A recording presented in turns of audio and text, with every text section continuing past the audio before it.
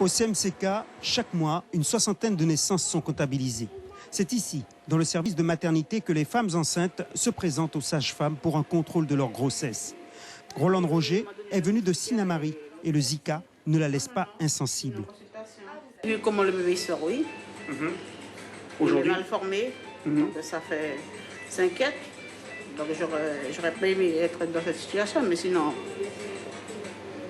ça va, pour l'instant, pas de symptômes. Non, ça va, tout se passe bien. Et pour cause, beaucoup d'entre elles prennent leurs précautions pour ne pas être piquées. Il y en a même qui respirent la quiétude. C'est le cas d'Isabelle, mère de 5 enfants.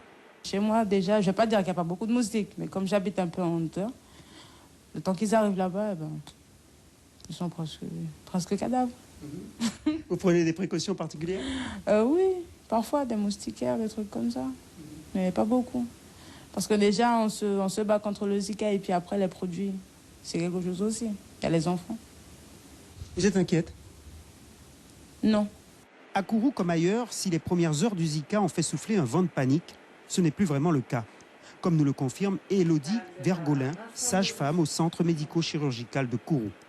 L'état d'esprit a évolué depuis le début de l'épidémie. Au tout début, les patientes étaient très inquiètes, puisqu'on a fait face aussi à beaucoup de demandes de dossiers en vue de départ en métropole, d'à peu près une vingtaine de patientes pour le CMCK.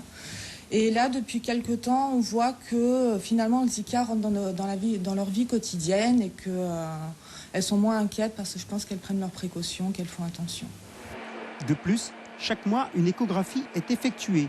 Et tous les trimestres, une analyse de sang permet de savoir si elles sont atteintes du virus. Des prélèvements, dorénavant, conservés dans les laboratoires pendant 24 mois.